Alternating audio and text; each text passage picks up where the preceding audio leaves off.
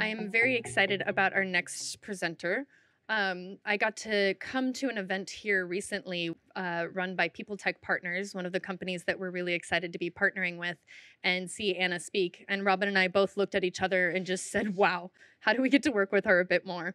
She is the very first head of people operations for Asana, and I would love it if you would all stand up and help welcome Anna Binder. Yeah. Thank you so much. Since I feel licensed to share today, one of the most challenging things about getting up here is having a microphone, a clicker, reading glasses, this is brand new, and cheat sheets. So we're going to be awkward together. Shit, man, how does this... The best is when we're starting to do a lot of videos here at Asana because we're almost 700 people. We are now in 9 countries, and I'm trying to scale a little bit about our messaging. And some people their zone of genius is writing. My zone of genius is not writing. This is my zone of genius. So there's a video, there's notes, there's the reading glasses. I'm getting better. Well, I was just at my desk upstairs and I said, hey, I'm going downstairs to speak at this group of people. And I'm a little, I said, wish me luck. And my team looked at me and they're like, okay, 4:00 on a Friday before happy hour. Good luck. And one of them handed me a wine opener and said, this might be good. And I was like, okay, great. So, one of my mottos here at Asana is leadership equals interrupting me. So I don't believe in let me present to you and then you ask questions. Let's have fun. So interrupt me. And I'm the one with the bright shining thing in my face. So just raise your hand or just don't be polite. Just talk. When we originally talked about hosting y'all for this conference, I really, one of the things that I care about and I think about is this concept of health as of the whole human. And as the person who runs the people team here, I spend a fair amount of time on culture, on scaling, on connecting people to the work. But I also do very operational things like choose our benefits plan and get on the phone with Anthem or Blue Cross and fight with them with regard to the coverage that we have, or the fact that if I want to find a mental health professional that happens to be a man that's within 30 miles of my home and is accepting new patients and has specialties in anxiety, I can call 50 of them and get nowhere. So I'm not I'm not going to talk about that today, but I do that part of showing up as a leader for employees at Asana, and I think this is part of the role of the head of people, is to fight in that way. And we can fight with where our business goes. And part of my team's job is to get in there and fight on our behalf. And I think benefits brokers can play a really important role here. So I'm going to stop soapboxing for a second on that, but I do think that that's important. So the first thing I'm going to talk about is culture, because I want to just provide a little bit of framing around how we think about the health of the whole human at Asana and why it matters. So I think a lot of people define culture in a lot of different ways. This is how we define it. This is how I talk about it. It starts with our mission. Our mission is to help humanity thrive by enabling teams to work together effortlessly. A shorthand version of that is we try to make work suck a little bit less. Raise your hand if you have any familiarity with the product, or great. One of the wonderful things about working here it's been 3.5 years now, and 3.25 years ago, there would have been 2 of you that raised your hand. So that's really gratifying. So that's our mission. Another corner of the culture triangle is our values, how we show up as human beings, how we contract with each other that we're in the way that we're going to show up. And then the third part of it is the decisions. There are 10,000 of these. Everything from the fact that this room has different types of seating because different people sit and like to sit in different ways, to the language on our website as it relates to trying to attract people from diverse backgrounds, to how transparent we are with our budget, how where the money goes, how we decide what the priorities are, and how we talk about our mistakes. Where we We have a titles philosophy that we don't say things like you're a senior engineer and you're a super senior engineer and you are a super, super, super senior engineer. And so that means your voice is more important.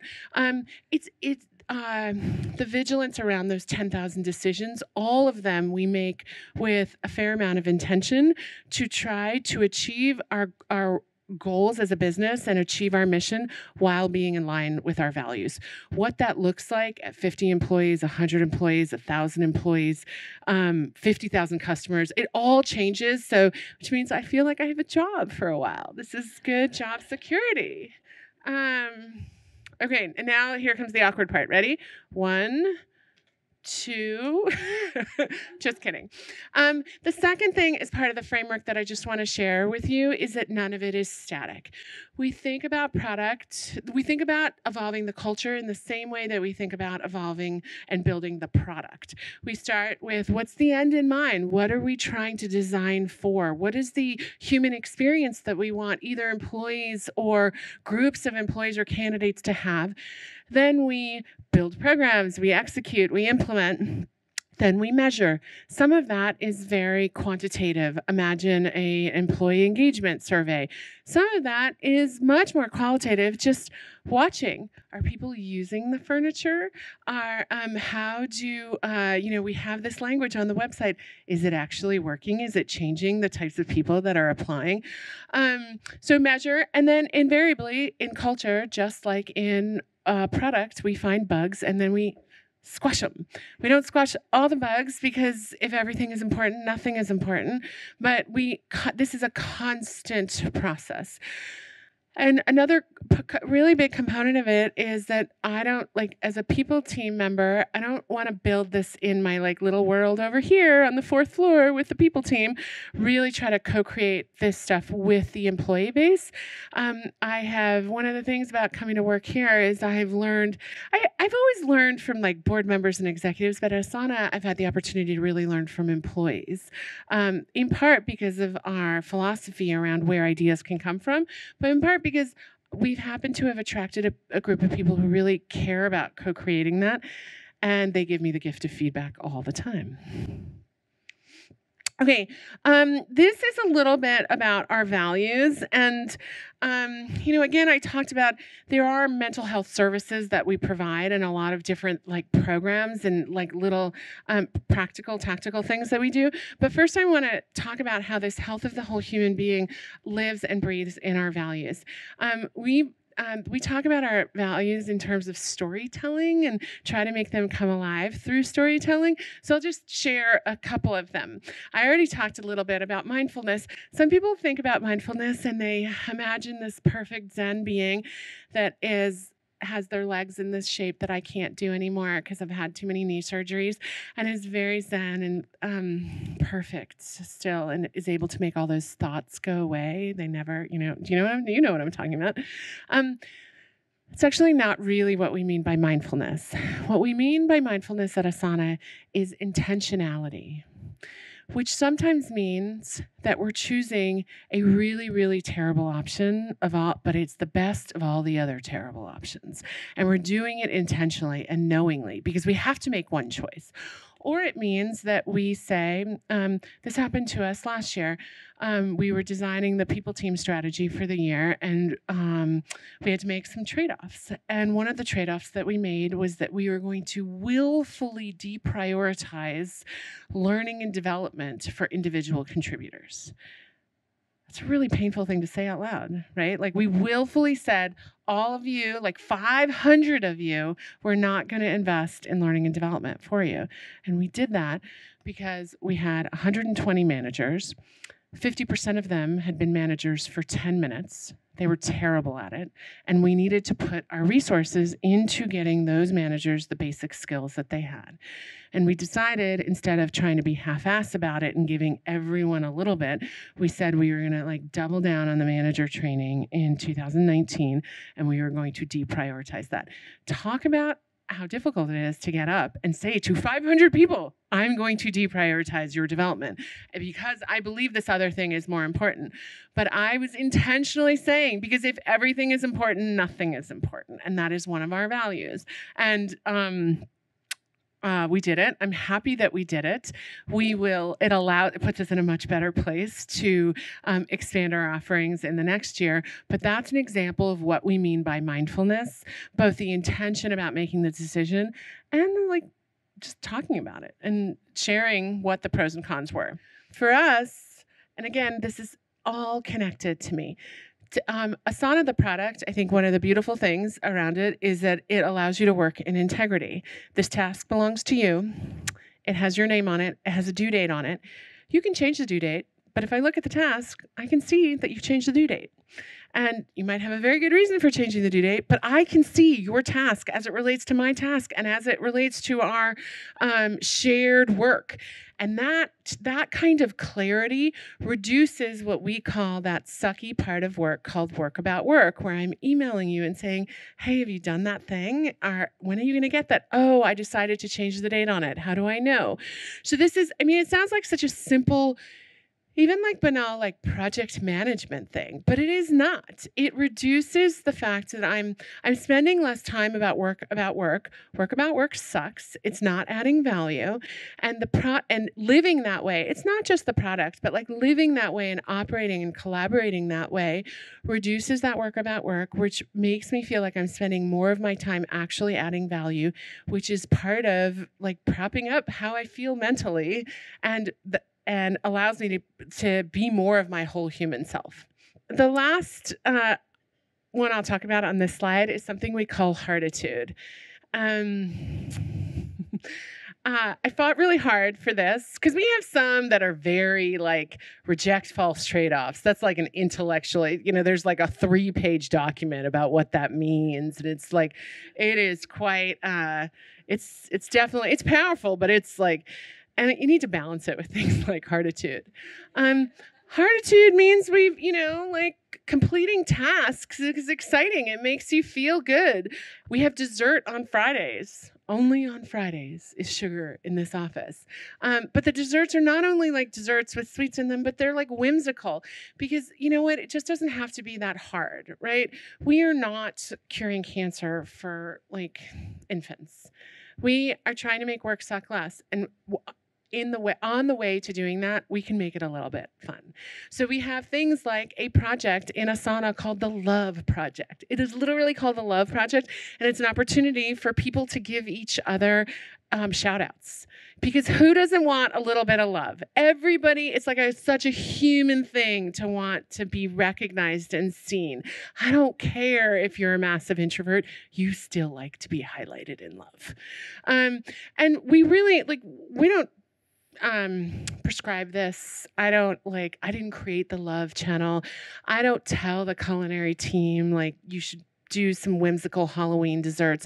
It just happens. We say it, we celebrate it, we encourage it, we highlight it, and then it comes from everywhere. Because I'm actually personally not that whimsical of a person. I'm a triple Virgo, okay? I'm pretty serious. I like organization.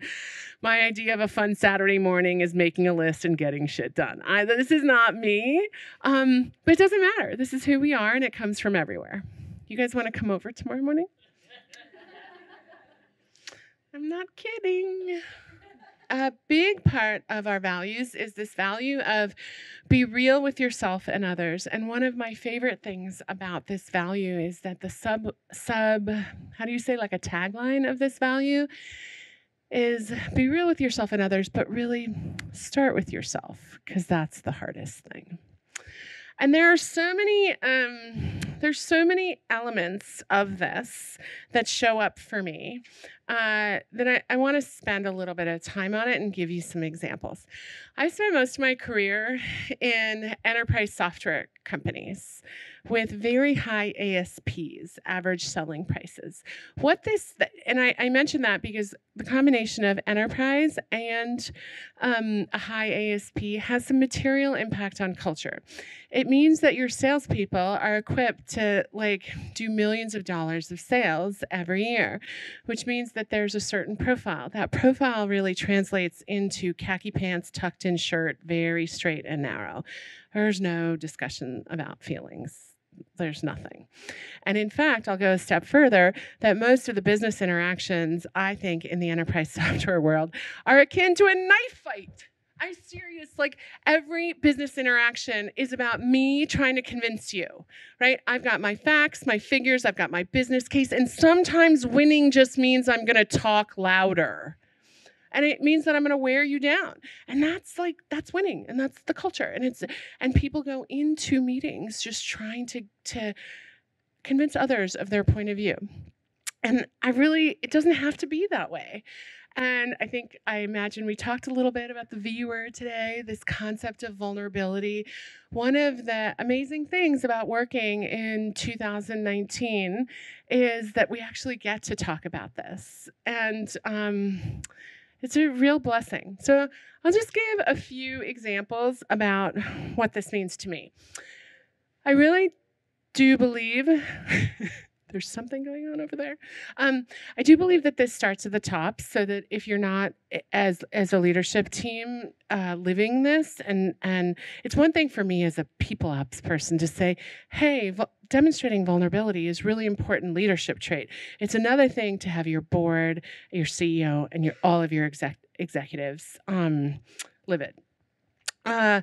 One example is our executive team, which we call company planning, because we care about words and titles matter, and we don't want to just draw a line and say you're an executive and I'm not, so your voice is more important.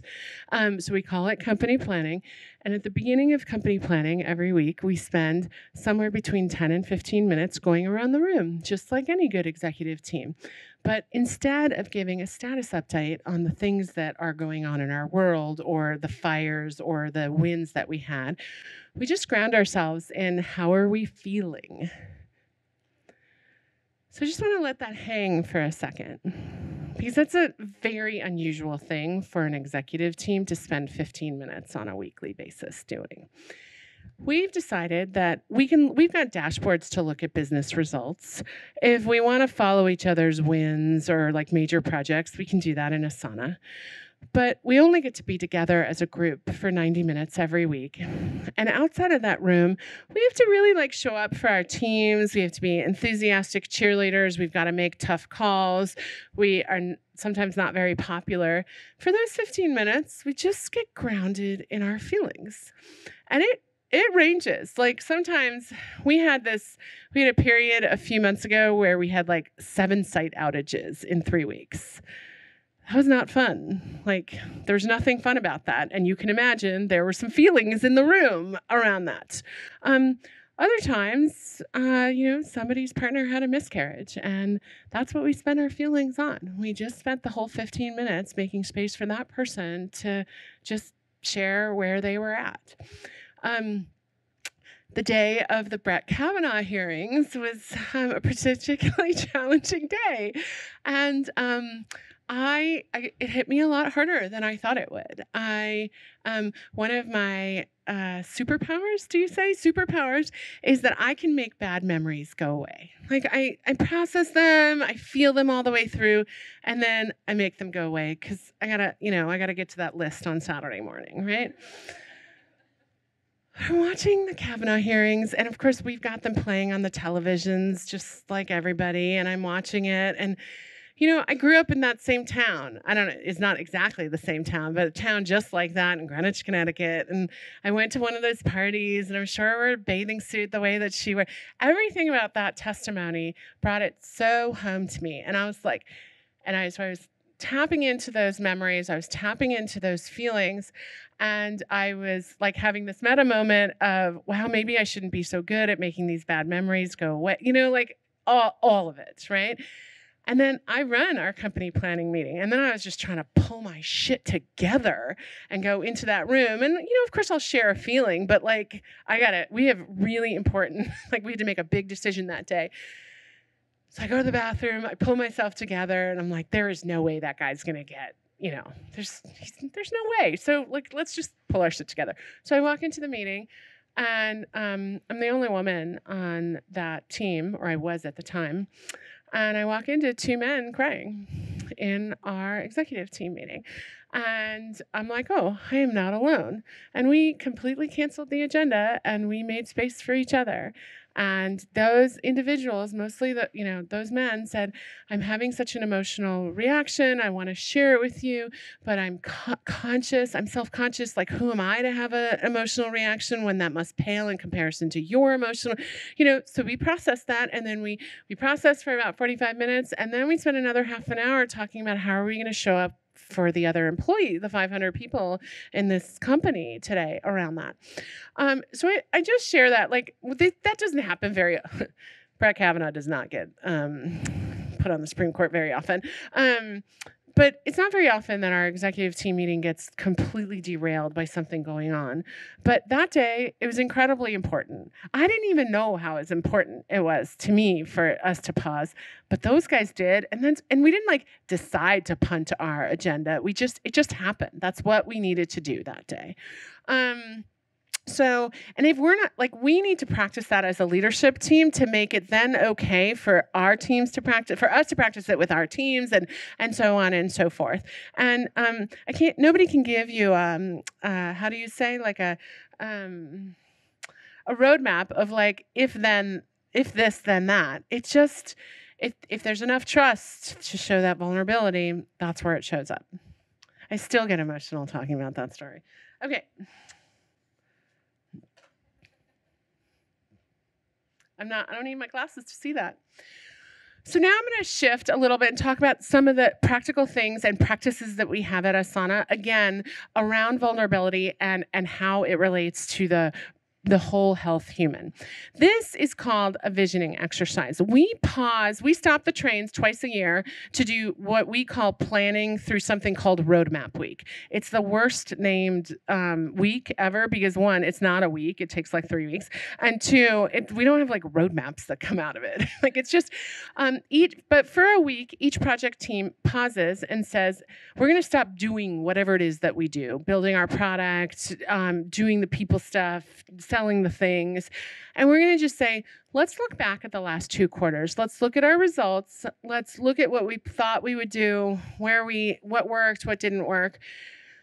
Let's review what we think are going to converge on a plan on what the most important things are for the next 2 months. And then let's make some decisions. And again, this intentionality of let's choose what we're going to not do, and then let's publish it. But part of this planning process is something we call a visioning exercise. And it's like pure startup mode. It has the high highs and the low lows. The high highs are let's spend 5 minutes just going around the room. And these meetings are between 5 and let's say 15 people. Let's go around the room and imagine everything that we do for the next 6 months is wildly successful. It exceeds our expectations. Let's write down all the amazing things that are going to happen, all the narwhals and unicorns that are going to go streaming across our screens, all the kudos and love and all the customer happiness and the kudos and the tweets that are not going to be about how the site went down. They're going to be about how we released this feature. All right, great. That's an awesome adrenaline hit. Okay, now let's do the opposite.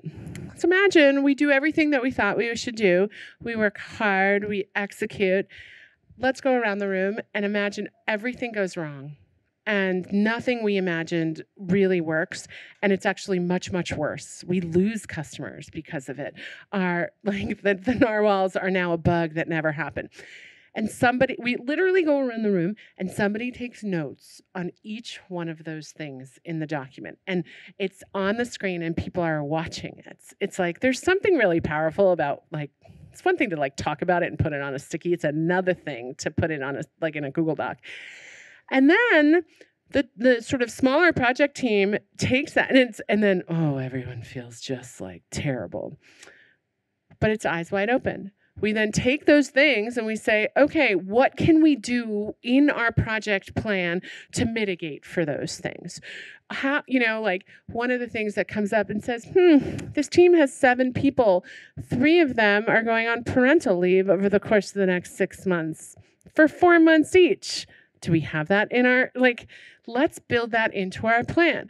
Let's not just hope that we can get around that. That's 12 months of people time. That's crazy. So we either need to adjust our scope, or we need to get resources from somewhere else, or there are different ways to solve for that, but let's not pretend. Let's just be eyes wide open. Because if we do that now, we set ourselves up for success. So that we think that negative visioning is a really important part of, again, eyes wide open and intentionality, and bringing it back to health of the whole human. That is really stressful to in the back of your head know oh, there's these major risks, but we're not going to address them. We're just going to leave them over here. This is one of the practices that we have that we think helps us be real.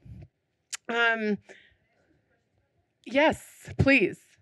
So you work with the negative ones, and how can you mitigate it? Do you also work with the list of positive things? That's one question.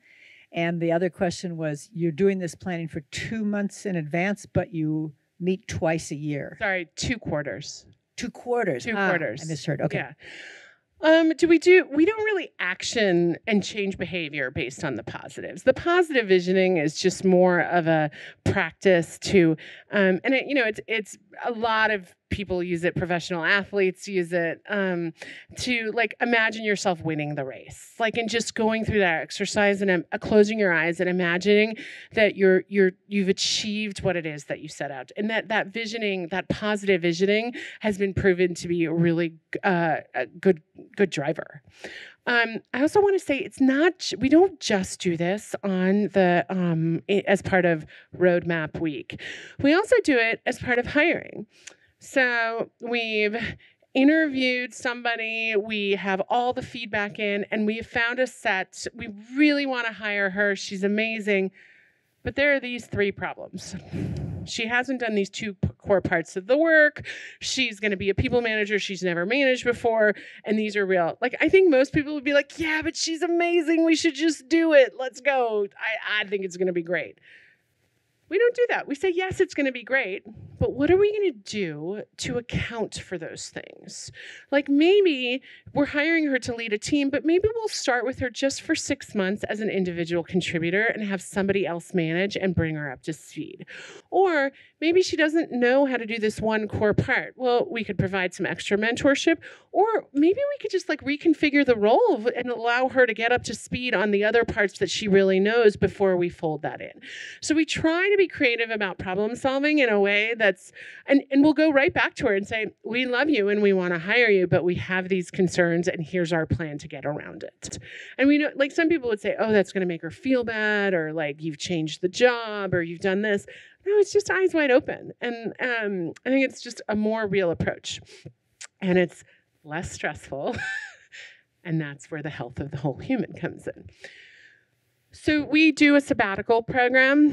At 3 years, you get 6 weeks paid time off.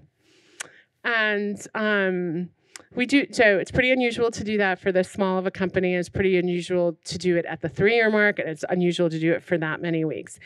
And it's expensive. And it's not expensive because of the salary. It's expensive because of the impact on the people that are around that person that have to pick up the work, or, the slowdown. But we believe in this so fundamentally, right?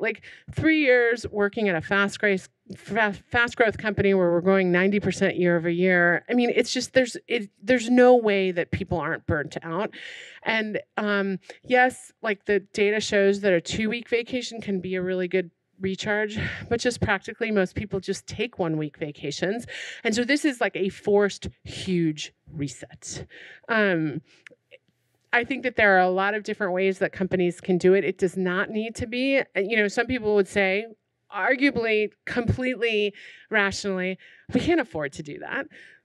There's lots of different ways to do this. It doesn't have to be paid. It can be shorter. It can be at a longer mark. It could be, you can institute mandatory 2-week vacations, but just being practical and honest with ourselves around people need a recharge.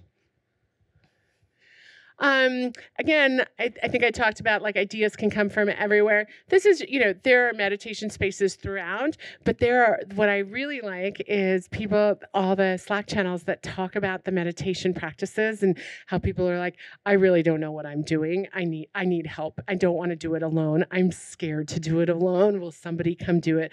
So at any given hour throughout the day, there's groups of 2 or 3 people, and they're amazing. Sometimes they go into a private space. Sometimes they go into a conference room. Sometimes they're sitting in the middle of the cafe, and they put a little sign up, and that's just what they're doing. And it is a 5 or 10 minute exercise. And the fact that it is so normal and so the piece that I really, really like about it is this whole, I don't know what I'm doing and I'm scared to do it alone. That's great. I'm scared too. Okay. These are my 2 roommates, my husband and my new dog, Rango. He showed up on Saturday. I'm so in love with both of these humans. They are my favorites. I guess one's not a human. But arguably, there's one thing I love even more, and that is No Meeting Wednesday. Some people ask us all the time, oh my gosh, you get so many awards, your engagement scores are off the blah, blah, blah. And people are like, how do you do it? What do you do? You know what? I actually believe that like 80% of the human happiness at Asana comes from No Meeting Wednesday. There's no meetings for an entire day. There's no meetings. Do you know what happens when people don't have meetings? They actually do work. And when you're actually doing work, you're like moving work forward. You are making progress. You are having impact. And you know what feels good when you come home and you're tired and you've got a dog and a roommate and a child and they're like, how was your day? And you're like, it was amazing. I pushed like 4 things. That feels good. And again, this is really our culture and our commitment to the health of the whole human it's all connected to our product as well, making work suck less. And I get it. I run a team of 70 people. I've got meetings all day long, except for Wednesdays. These days really matter to me. So I love these 2, but I really love No Meeting Wednesday. So this is something we call the pyramid of clarity. And now I'm really feeling the pain of being in between you and the wine. Luckily, I have this. Let's just talk a little bit. It was funny, I had lunch with the Culture Amp guys, or just chatted with them while they were here, and it's a little bit intimidating to talk to them because they have like such a science around engagement and like all the drivers, and every topic that I have casually thought about, they have thought about like at the PhD level. But I will, and they're not in the room anymore, so I feel comfortable saying this. I think it really comes down to 2 things that drives employee engagement. The first is, am I working on stuff that matters? Does my work matter? Like, am I just pissing in the wind? Is this thing that I'm writing or creating or present, is it going to get thrown away? Is it like, what does it really matter?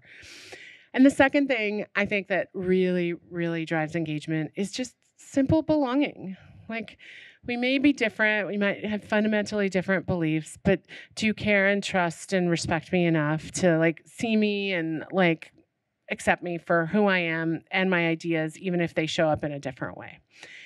And I think that second piece about belonging is one of the hardest things in the modern workforce, period. Even as progressive as these human beings in this room are and spending the day thinking about these topics, it's not a nut that we're going to crack this decade. But in terms of the first piece, working on stuff that matters, this is so easy. This is so easy. We should be able to nail this. And yes, at Asana we live this in our product, but it doesn't take a product. The product helps. It just takes a commitment to say, what's the mission? Does everyone get it? Do you have a strategy? Can you articulate the strategy in 4 sentences? Like what that strategy is. Are there objectives? Are they clear? There can be 3, there might be 10, but there can't be 50, okay? There cannot be 50 objectives. And do people know what they are? And inside of those objectives, are there projects that support the objectives, that help make the objective a reality? And as part of that, is there a list of objectives that you decided not to do?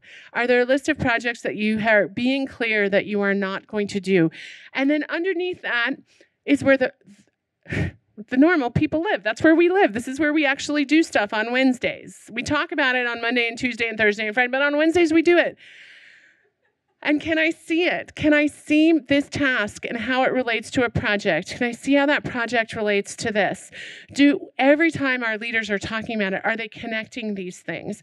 When our head of sales, he manages a global team, and sometimes he's getting into bed and he's like, he says, there's nothing better than just laying down. And then he has a moment where he's like, oh yeah, I just forgot to do this one thing. And it's only going to take me 10 minutes, and it's already 10 o'clock, and I probably don't want to do it. But you know what? I've got a team, and if I don't do it now, they're going to have to wait for 2 days because they are 9 time zones away. And he gets out of bed, and he says, I don't get out of bed because I'm like a good manager and I'm doing the right thing for them. I'm getting out of bed because I understand exactly that if I do this, this allows somebody else to collaborate more fully. And it connects to this project, which connects to this objective, which reminds me why we're here. And I guess I just talking about the health of the whole human, we spend so much time working. Let's just make sure that it matters.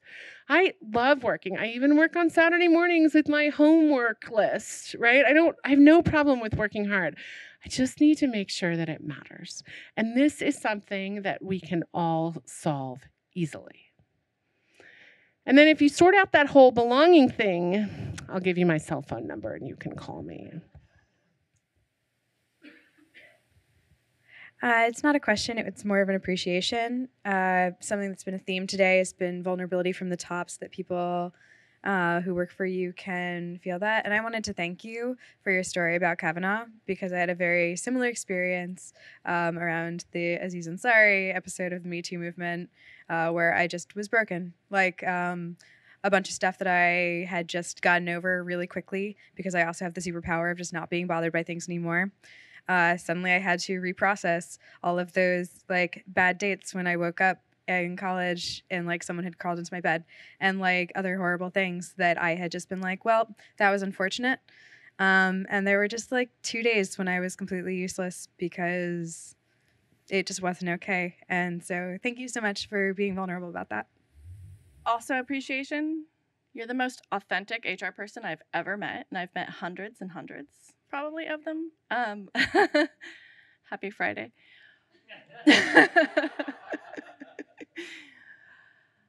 So probably not here, but if you've ever been the first one to be vulnerable and set the tone, can you share a culture or a time where you were the first one and how you changed the culture? Sure. In doing that? Well, so I would say 2 things. One, baby steps. One way to start with vulnerability is to say, I'm really getting energy from this conversation. Or I'm feeling that the energy in the room on this topic is really down. Don't make it about yourself. Make it about a set of facts that you're observing in a room or in an interaction. You might not need to jump directly to the weeping I did about Kavanaugh. But there's, it happens all the time. I'm trying to answer your question with integrity, because I'm now living in a openly vulnerable place. But again, I would baby step it, right? One way to say is, hey, I think we're talking around the topic. I think that the 2 different questions that we're asking are these, and driving the conversation to clarity, right? That's a way to make sure that there's integrity in the room and people aren't going this way. Another way is to say, I noticed that people are starting to look at their laptops during this conversation. Is that because y'all are not interested in this conversation, or because it makes you uncomfortable, or maybe shouldn't be in the, like, do you know what I mean? Like inching in that way. That you're just being a good business person that's practicing good meeting hygiene. I'll give you another example. For a previous job that I was at, I had to run a part of the facilities. And coming into it, I said, hey, dude, boss, man, I don't really know that much about running facilities, and I don't really love running facilities. But I understand that running facilities is very important to the employee experience.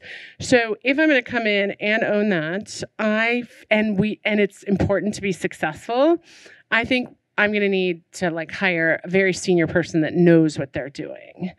So I've now shared, I actually don't like that work and I'm not good at it, but I've framed it in terms of what's right for the business. Does that help? By the way, years and years ago, I worked for a company called Ironport, and we did these peer reviews as part of our 360, and our head of marketing said to me, you're the first HR person I've worked at that doesn't detract value. And what you said made me think of that.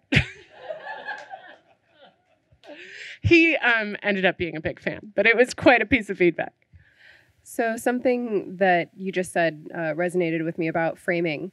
And I know that for me personally, I can empathize with people all day long, but when it comes to reframing things in that way, how would you suggest people go about learning to be better at it? Because I can empathize with somebody all day long, but if they don't understand where I'm coming from, my language will only get more specific, not different.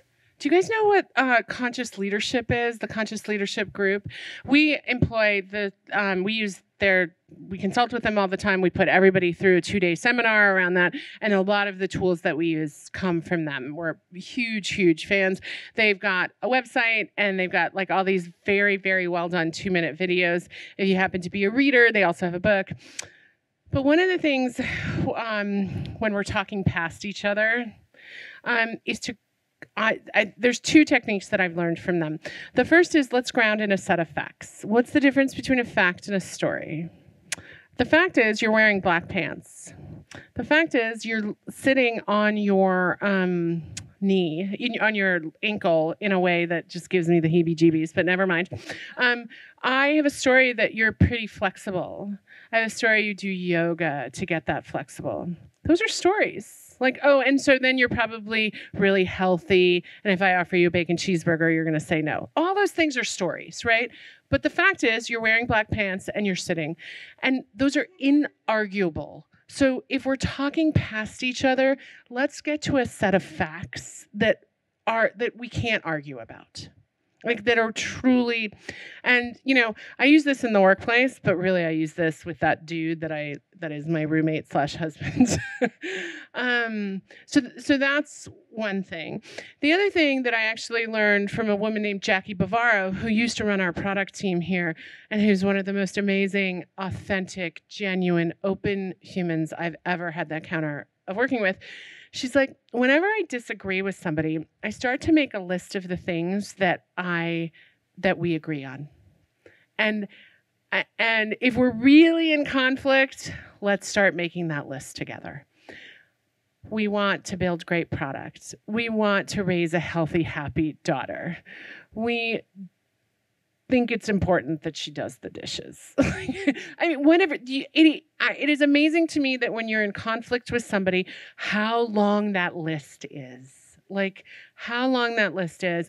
And if you can get to alignment, it's also just it's a good reminder exercise, but then it helps you. It's lots about the fundamentals and the philosophy, and then the conflict is usually in the how. Okay, now let's talk. We can talk about the how and not get talk in circles about them. Does that help?